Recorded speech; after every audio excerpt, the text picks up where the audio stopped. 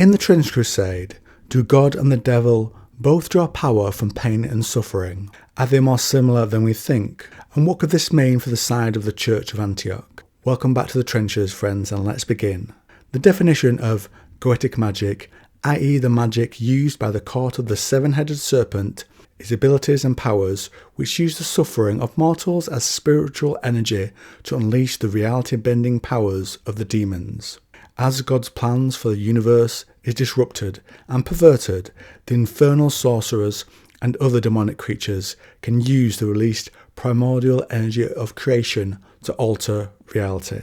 That line grabs me, the energy of creation, suffering to change reality, and creation, wouldn't that be the domain, the power of the Creator himself? There is a little more on this in a Trench Crusade Facebook post. Humans themselves cannot directly wield supernatural powers, but instead certain individuals of great devotion, such as prophets or those who have pledged their souls to hell in exchange for power, may call upon their patrons to work miracles and magic. This could be an archangel or a venerated saint, such as St. George, the patron saint of soldiers and warriors, or a mighty Duke of Hell, such as Astaroth. The most devout might even choose the Almighty as their patron himself. Now, it's fair to say that this is more of an in-game mechanic. So what about in world lore?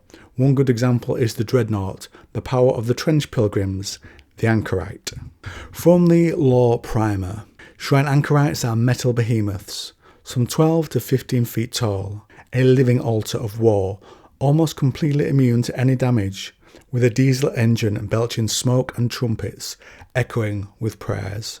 The interior of the Anchorite is covered in spikes and barbed hooks, so that the monk pilot is in a constant state of torment, rejoicing in their pain, so they can suffer as their Lord once did. So again, pain, and it being directed not at the Creator but his Son. The exterior is festooned with icons, holy relics and devotional prayer scrolls, each according to the tradition of the pilgrim sect that the Anchorite serves. Anchorites, which act both as fearsome engines of war as well as mobile shrines that form a focal point to the prayers and devotions of the pilgrims. Mobile shrines, a place thought of as holy because of its links to a holy person or a relic. So it feels like the whole Anchorite concept is there to enhance its own and others' power through the worship and pain, enhanced by the pain of whoever rides within it, and we are not done on that count. The pilot or nun, once installed, never leaves the shrine Anchorite until the day they die. Once they fall in battle, or rarely of old age, their remains are reverently removed and body parts are preserved in reliquaries mounted upon the Anchorite. These might function like relics of saints in how they have some remnant, some power of a devotee, of the patron even after death. Prayer and devotion and pain seem to carry that power to either side. Thus, each of these war machines is a testament to its long history of war against the forces of hell. In battle, each Anchorite carries a great adamantine Catherine wheel to bring the wrath of God upon the sinners, heretics, and apostates. In a show of piety and atonement, it is a common practice for trench pilgrims or Stigmata nuns to volunteer to be broken on the wheel and serve in their final battle, mounted upon this device of execution, as a sign of both their willingness to suffer for their sins and for the spiritual protection their sacrifice is said to grant the Anchorite. Now the Church frowns upon this custom, but it also doesn't bother them enough that they try to stop it. Pilgrims flock to the Anchorites on the eve of any battle, hoping to be granted the honour of perishing upon the wheel. Again, suffering, granting power, and maybe a deeper bite of that power for the Creator in the Stigmata nuns. The Stigmata nuns are holy sisters who manifest wounds to match those of the third Metachrist, whom they venerate. He must be their patron.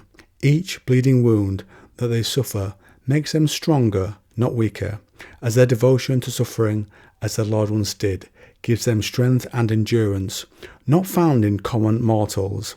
And maybe this is boosted further still when they throw themselves onto the wheel, spin the wheel, make the deal. As I mentioned earlier, This all feels like a reflection of the goetic magic of hell. The Inferno uses it like a currency. Maybe the more the suffering you cause and the more worship is directed at you or your chosen patron, the more they have, and it seems that this is reflective in the power of the church too. A good example in the law from the side of the serpent is a wretched. They are humans that are captured and some are taken through the gates to hell itself. One fate they can have is a power source for goetic sorcerers. This power is brought out of the victims through various types of pain they are exposed to. A magic battery, basically. So what does that say about the God of the church in the Crusade? Maybe he is the God of the Old Testament, at least how it's perceived in pop culture, angry and vengeful, brutal. And he wants his followers to suffer and tap into the goetic magic that generates so that his forces can win the battle. That's what I'm seeing in the law right now. But what about the Iron Sultanate and their takwin?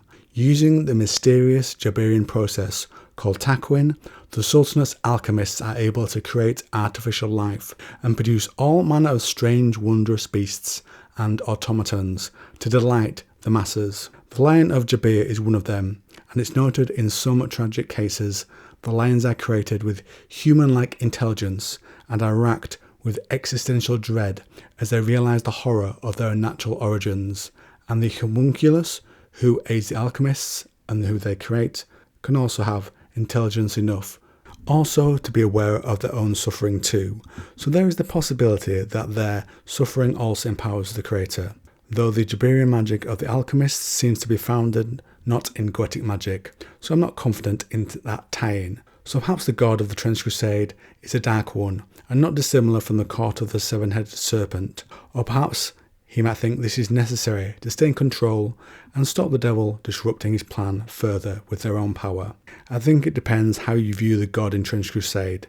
They could be all creating, all dominating, and allowing, as with the devil in the Bible, where he's an example of free will, even if that will means to be a traitor to the God that he once followed, and so is allowed to stay around and exist in hell and mess around with God's plan. Or perhaps God, the creator, is the big daddy of the setting, but still has limits on his power, and thus pushes his followers to tap into the magic of creation through suffering and giving that to him. Or final thought, maybe this is the creator's war footing, and he is driving people to act as they are due to the desperate situation he finds his followers in. So, to cover this all off, the pain and suffering raised by either side through physical or emotional pain and devotion raises the primordial magic that allows the creator to enforce his plan or for the forces of hell to disrupt it. And so the creator may be as guilty in some ways as the court. So as usual at this point, what do you think? Do you think the Trench God draws on the same magic? If he does, is he even the same God as that of the Sultanate? There are some parallels in the real world law the Trench draws on for inspiration for those two factions. Or do you think they are separate ones? One gives a wall to his followers and the other lets a wall get knocked down, so there is a difference between them, at least in that regard. Or could this God even be more involved? Could this creator be punishing those who opened the gateway to hell for making that choice and unleashing those he had cast down into hell upon his creation? Do you want me to comment down below and let me know what your through line is with those ideas? And if you like this video on the Trench Crusade, why not try this one?